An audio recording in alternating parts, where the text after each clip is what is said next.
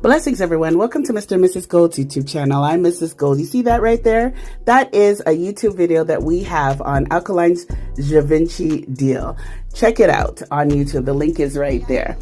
This is about a alleged post that Vybz Kartel made that was geared to Alkaline, so they say, about him not being in Paris, whereas he is in Paris.